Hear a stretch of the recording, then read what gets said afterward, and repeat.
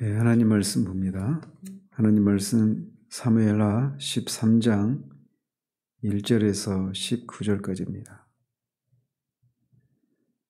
사무엘하 13장 1절에서 19절까지, 본문이 길어서 1절에서 6절까지만 같이 읽겠습니다. 그 후에 이 일이 있으니라. 다윗의 아들 압살롬에게 아름다운 누이가 있으니 이름은 다말이라. 다윗의 다른 아들 암논이 그를 사랑하나 그는 처녀이므로 어찌할 수 없는 줄을 알고 암논이 그의 누이 다말 때문에 우라로 말미암아 병이 되니라. 암논에게 요나답이라 하는 친구가 있으니 그는 다윗의 형 시므아의 아들이요 심히 간교한 자라. 그가 암논에게 이르되 왕자여 당신은 어찌하여 나날이 이렇게 파리하여 가느냐.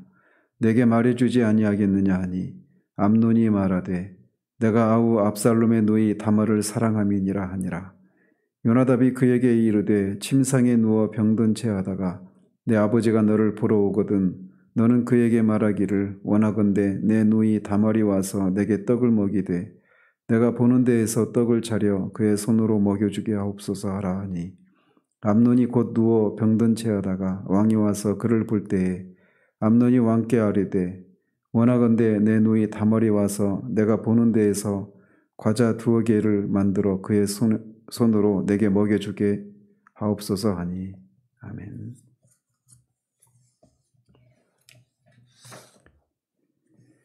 네, 어제는 다윗이 범죄한 이후 그의 회개 후에 하나님과의 평화가 회복되었다라고 하는 그런 상징으로 평강의 아들 솔로몬을 낳고 또 라빠성을 정복한 장면까지 살폈습니다. 12장에 이어서 이 13장부터는 이제 나단을 통해서 다윗에게 주어진 하나님의 심판의 예언이 성취되어 가는 그런 모습을 보여줍니다. 하나님이 다윗에게 선포하신 심판의 내용은 다윗의 집에 칼이 영원토록 떠나지 아니하리라 하는 것, 그리고 다윗의 집에 재앙을 일으켜서 다른 사람으로 하여금 다윗의 아내와 백주대낮에 동침하게 되는 그런 것이라고 말씀을 하셨는데 이제 그 내용이 하나씩 성취되어 가는 겁니다. 따라서 이 일이 진행되어 갈 때 다윗은 굉장히 고통스러운 그런 상황이었을 것입니다. 그래서 이제 오늘 본문에서는 암논이, 첫째 아들 암논이 압살롬의 누이 다말을 겁탈하는 그런 장면인데 그 내막을 살펴보면 이렇습니다. 그 후에 사건이 일어나는데 여기서 말하는 그 후에는 문맥상 앞에서 언급했던 그 내용 이후를 의미하는 것이죠.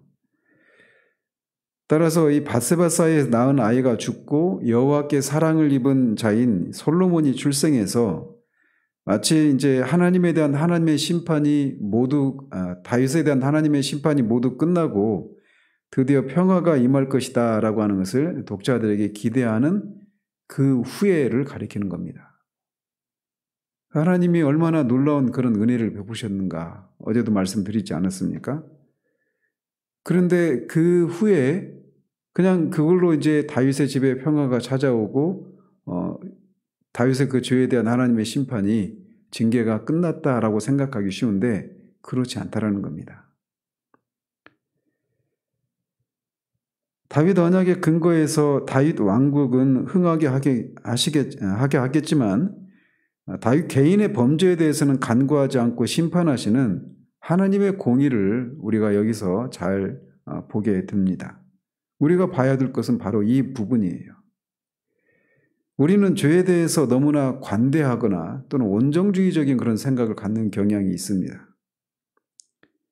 그래서 이 하나님이 다윗의 죄를 용서해 주시고 여디디아라고 하는 이름을 지어줬던 그 솔로몬이 낳게 되는 이런 일을 하는 것을 보면 이제 끝났구나 라고 하는 그런 생각을 가지기가 쉬운데 그렇지 않다라는 겁니다.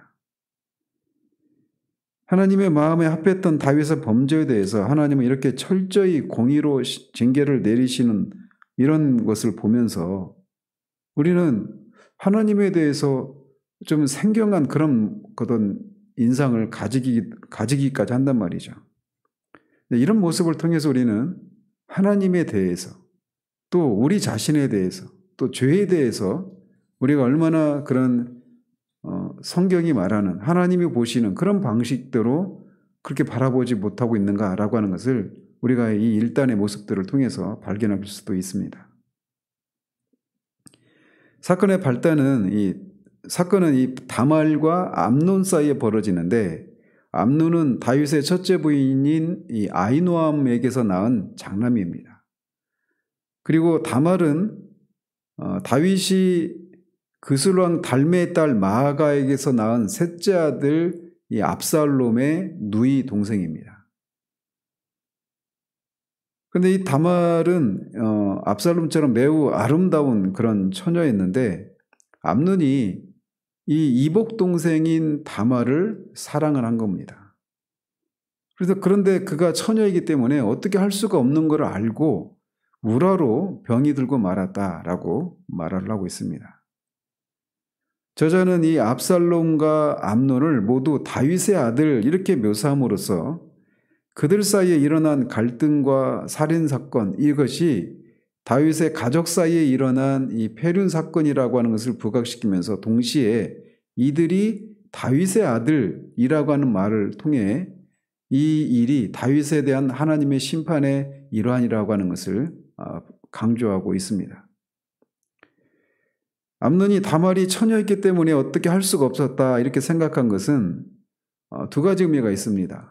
처녀들은 당시 결혼하지 않은 처녀들 같은 경우는 이 가부장적인 그런 사회에서 아버지의 보호 아래 이렇게 살았다고 합니다.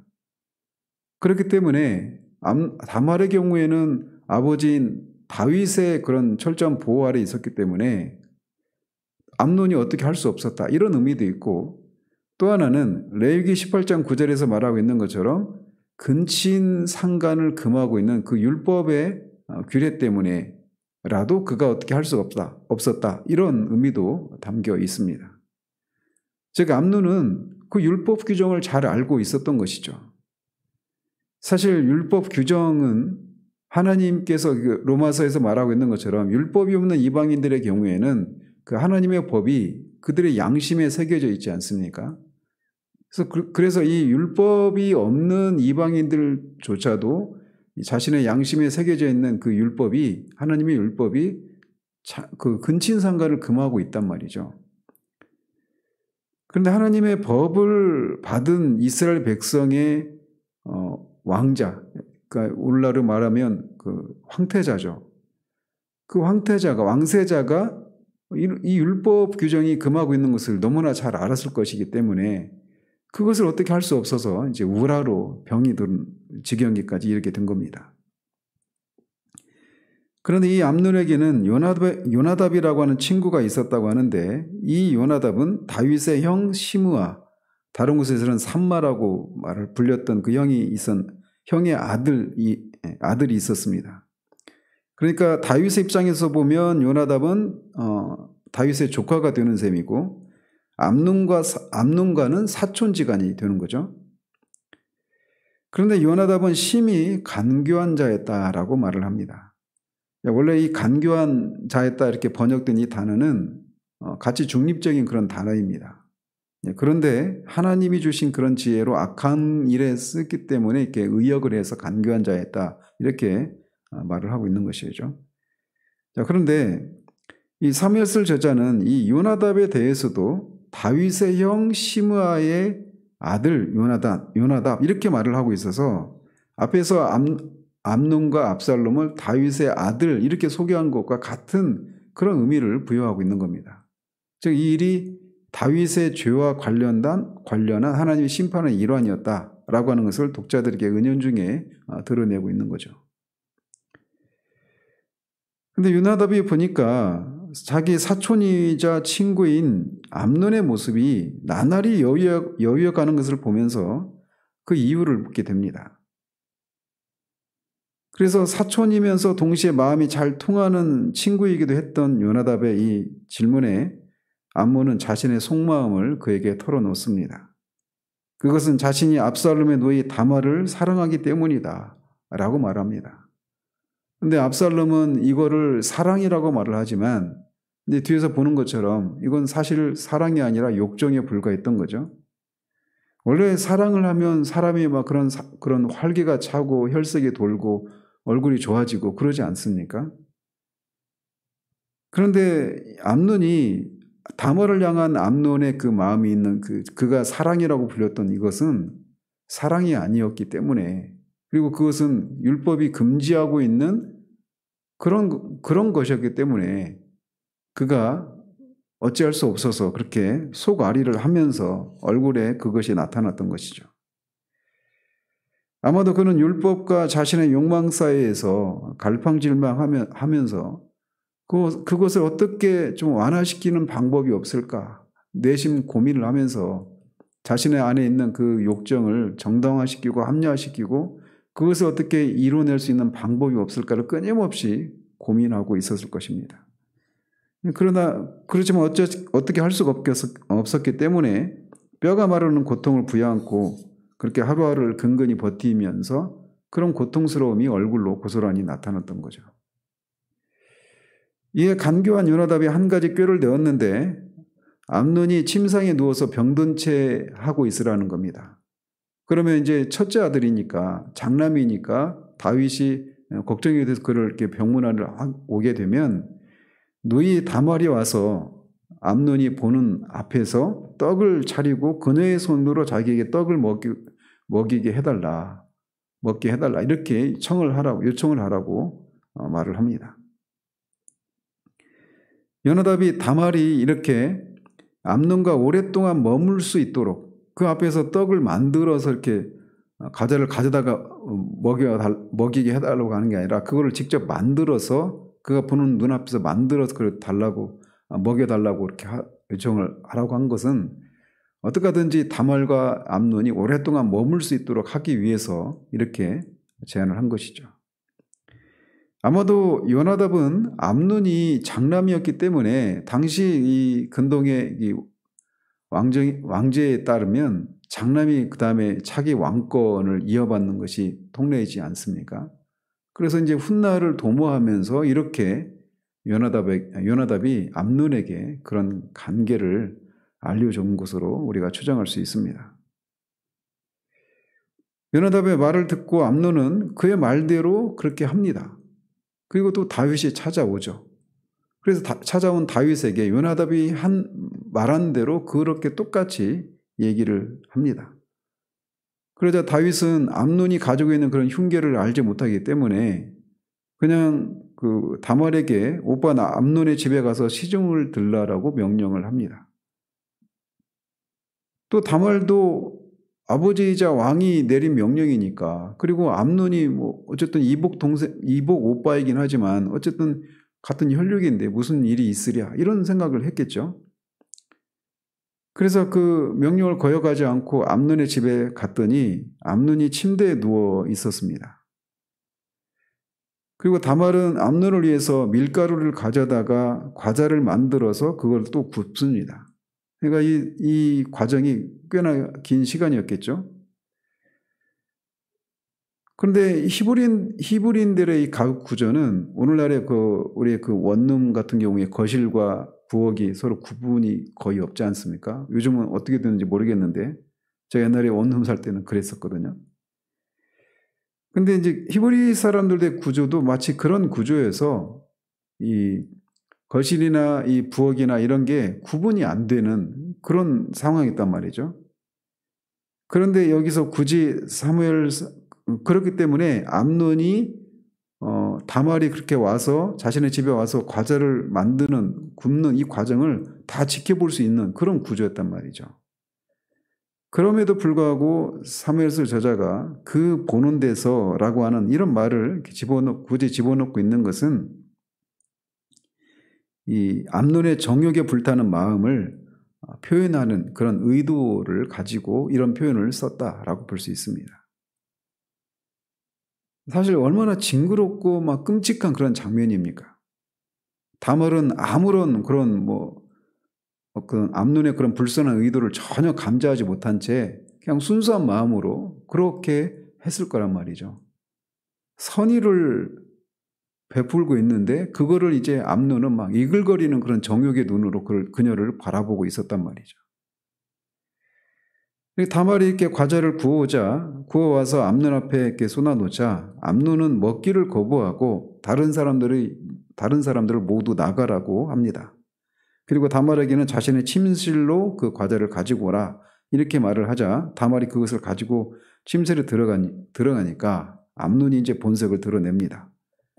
그러면서 다말을 붙잡고 자신과 동침하자, 내 누이야, 나와 동침하자 이렇게 말을 합니다. 이런 말을 통해서도 암논은 지금 자기가 오빠하고 누이 동생이라고 하는 그런 것을 분명히 인식하고 있어요. 그러자 다말은 얼마나 놀랍고 그런 막 끔찍한 그런 상황이었겠습니까? 그래서 이런 일을 해서 자신을 욕되게 하지 말아라. 이런 일을 이스라엘에서 마땅히 행하지 못할 것이니 어리석은 일을 행하지 말라라고 예언을 합니다. 자신이 이런 수치를 당하면 어디로 가겠느냐.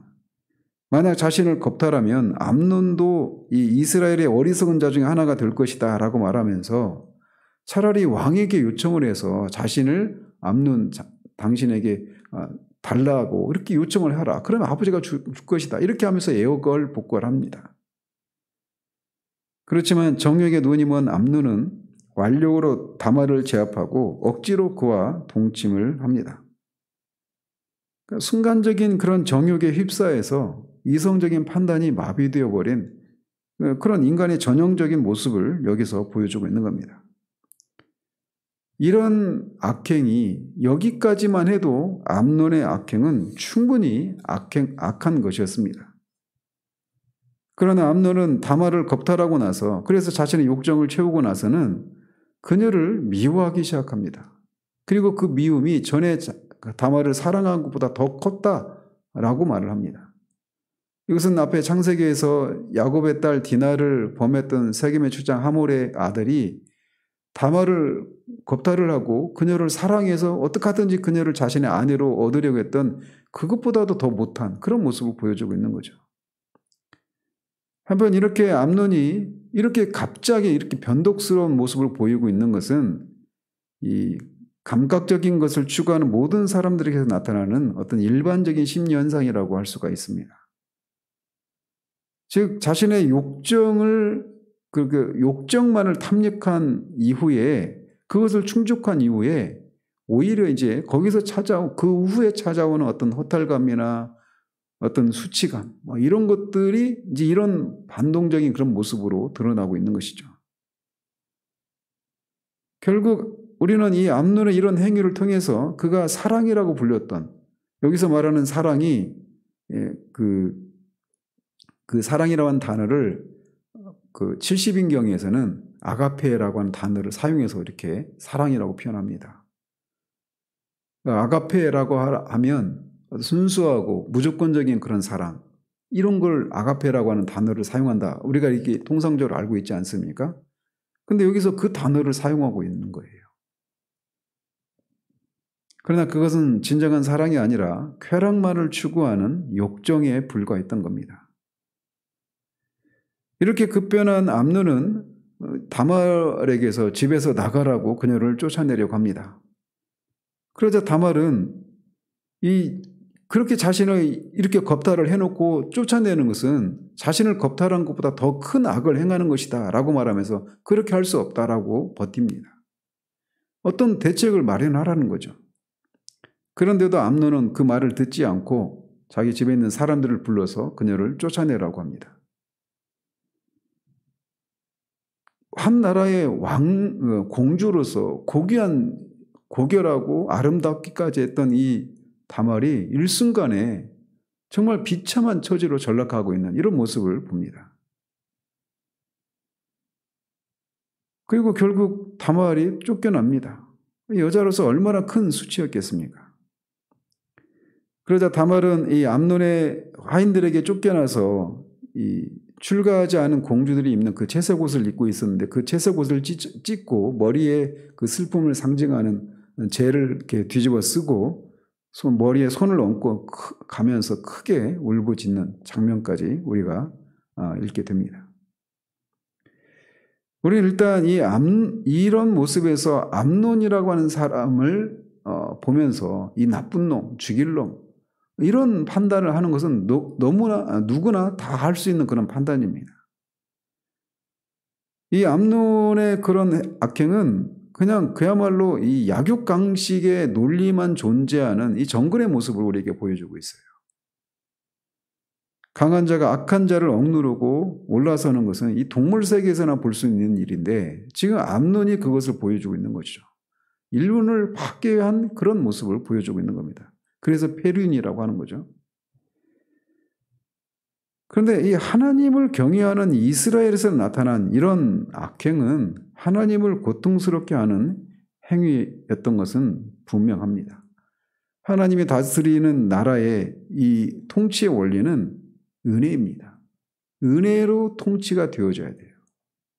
그런데 그것을 잘 보여줬던 장면이 다윗이 무비보셋에게 베풀었던 그 은혜, 이것이 하나님 나라의 통치의 원리가 실현된 모습이란 말이죠.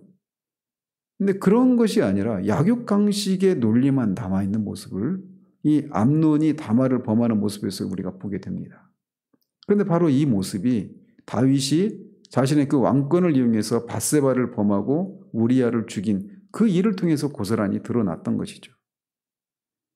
따라서 이 암논이 다말을 범한 이 사건은 다윗의 그 범죄에 대한 하나님의 징계 차원에서 일어난 일이라고 하는 것을 여기서 볼 수가 있는 거죠. 근데 우리가 이 암논의 모습을 보면서 그런 것만 발견하는 것에서 그쳐서는 안 됩니다. 그래서 암논 이 죽일 놈, 나쁜 놈, 막 분노를 사귀지 못하는 이런 거기서 그쳐서는 안 되고 이 다윗의 죄에 대해서 하나님께서 이렇게 철저하게 심판을 내리시는 하나님의 공의에 대해서 죄를 다루시는 하나님의 그 마음에 대해서 우리가 주목할 필요가 있는 겁니다. 다윗이 가져온 범죄의 파장이 얼마나 컸는가라고 하는 것을 우리가 주목할 필요가 있어요. 특히나 하나님으로부터 크나큰 은혜를 입었던 다윗, 그래서 신정 왕국의 왕이 되어서 하나님의 은혜를 그렇게 그 왕국에 실현해야 될 그 다윗이 지은 그 죄가 가져온 파장이 그 하나님의 은혜를 입지 않은 사람이 지었던 죄와 결과가 다르다라고 하는 것을 우리가 여기서 볼 수 있습니다. 다윗이 지은 죄는 앞에서 다단 선지자를 통해서 하나님이 말씀하신 것처럼 하나님의 말씀을 업신여기고 결국은 하나님 자신을 업신여긴 것이다 라고 그렇게 말씀을 하시지 않았습니까? 그리고 그 범죄로 인해서 하나님의 원수들에게 비방거리를 제공하고 하나님의 영광이 훼손되었다라고 말을 합니다. 그런데 그 다윗의 죄에 대해서 그렇게 지적을 하고 다윗이 그것을 알았을 때 그렇게 시편 51편에서 말하고 있는 것처럼 통렬한 회개를 했음에도 불구하고 하나님이 징계를 내리시는 거예요. 그래서 그 사이에 났던 아이가 죽었단 말이죠. 근데 우리 생각엔 죄에 대해서 온정주의적인 그런 생각을 갖고 있는 우리들의 입장에서 보면 하나님이 이만하면 충분하시지 않는가? 이건 너무 가혹한 일이 아닌가? 라고 하는 생각을 갖는 경우가 있단 말이죠. 그런데 다윗이 지은 죄는 지금 다윗이 징계 차원에서 받고 있는 이것과 서로 상응하는 것이 아닙니다. 다윗이 지은 죄의 본질은 하나님을 업신여긴 거예요. 다윗이 업신여긴 하나님은 영원히 공의로우신 어미로우신 하나님이십니다. 그렇기 때문에 그 하나님을 향해서 지은 죄에 대한 대가는 영원한 형벌을 받는 것이다 라고 성경은 우리에게 말해주고 있어요. 따라서 그 영원한 형벌에 비해서 다윗이 지금 받고 있는 이 징계는 아무것도 아니다라고 말할 수 있을 정도로 그렇게 그런 차이가 있단 말이죠. 그런데도 우리는 이런 것을 보면서 하나님이 이 정도면 충분하지 않는가라고 하는 생각을 갖고 있는 거예요. 그건 뭐냐?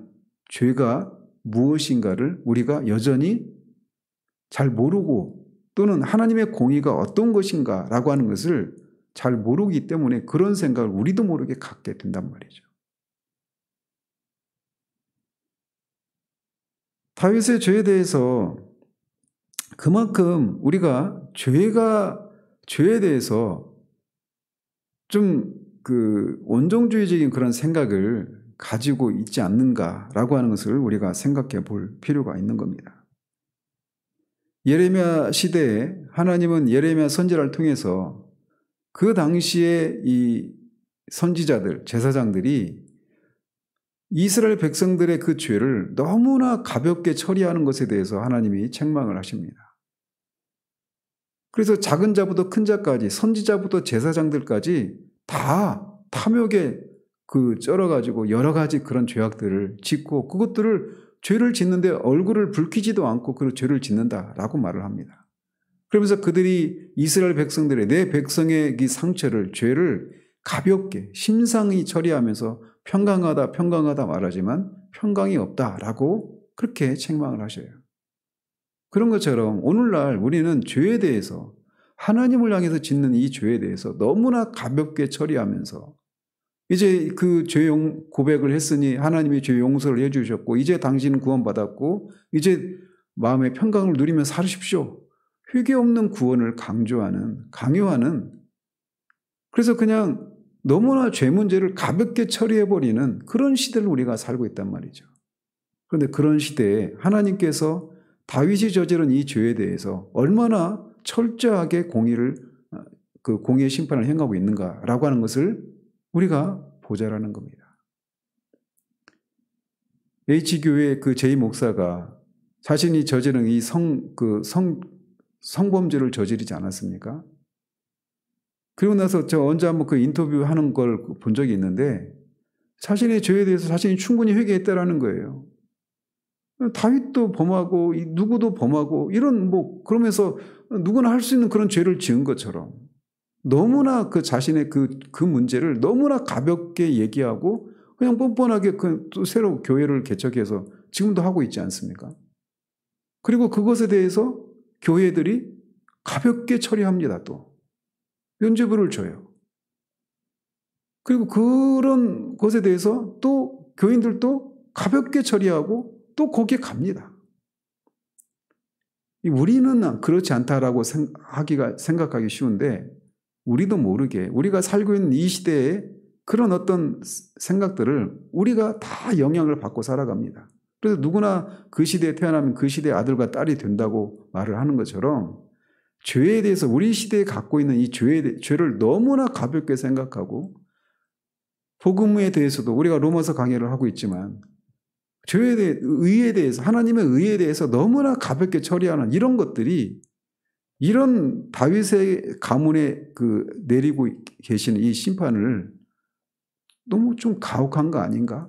충분한 거 아닌가? 이런 생각을 우리도 모르게 갖는 것을 통해서 우리 시대에 통용되고 있는 그런 이 시대의 이 세상 풍조가, 죄에 대해서 그렇게 가볍게 처리하는 세상 풍조가 우리 안에도 들어와 있구나. 이런 것을 볼 수 있어야 됩니다.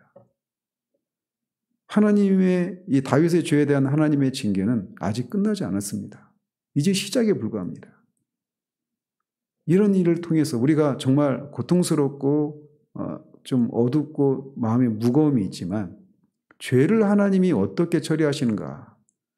그래서 우리가 하나님을 향해서 지었던 죄, 또 짓고 있는 죄, 또 짓게 될 그 죄가 얼마나 엄중한 것인가라고 하는 것을 우리가 기억하면서 그 죄에 대해서 상응하는 벌을 내리지도 않는 상황에서도 이게 가혹하다라고 하는 것을 우리가 생각한다면 우리가 저지른 그 죄에 대해서 상응하는 영원한 형벌을 받는 것이 얼마나 끔찍하고 무서운 것인가 생각하면서 죄를 두려워할 수 있는 그런 우리들이 되어야 합니다. 이 아침에 마음에 무거움이 있지만 우리가 그 죄 용서를 받았다고 하는 것이 얼마나 엄청난 대가를 치르고 받은 것인가라고 하는 것을 생각하면서 한편에는 하나님을 향한 그 구원의 은혜를 베푸신 하나님께 대한 감사가 있을 뿐만 아니라 동시에 그 죄라고 하는 것이 얼마나 끔찍한 것인가라고 하는 것을 우리가 다시 한번 경각심을 가지고 죄에 대해서 민감해야 할 수 있는 그런 우리들 되기를 바랍니다. 기도하겠습니다. 하나님 아버지, 다윗이 그 순간적인 욕정에 사로잡혀서 하지 말아야 될 그 죄를 지은 결과가 얼마나 끔찍한가를, 다윗의 아들이 순간적인 욕정에 끌려서 율법이 그 양심이 금하고 있는 것을 저지른 것을 통해 그가 저지른 그 죄가 얼마나 끔찍한 것인가를 이렇게 보여주는 이 장면을 우리가 살핍니다. 우리의 마음에 무거움이 있고 그러면서도 또 한켠에는 하나님이 다윗의 죄를 그렇게 용서해 주시고 솔로몬까지 여디디에라고 하는 그런 이름을 지어주시기까지 그에게 은혜를 베푸셨는데 이건 좀 너무한 것 아닌가, 너무 가혹한 것은 아닌가라고 하는 생각을 우리도 모르게 가지고 있지는 않은지 두려움 가운데 돌아봅니다. 그러나 다윗이 저지른 그 죄에 상응해서 지금 똑같은 그런 형벌을 내리고 있는 것이 아님을 기억하는 우리들 되기를 원합니다. 우리가 지은 죄는 하나님을 향해서 지은 죄이기에 거기에 맞는 형벌은 영원한 형벌이며 그 영원한 형벌에 비견될 수도 없을 정도의 이런 모습을 보면서도 너무한 거 아닌가라고 하는 생각을 가진다라면 우리가 죄에 대해서 어떤 생각을 가지고 있는가를 고스란히 드러내고 있다는 것을 기억하는 우리들 될 수 있도록 도우시옵소서.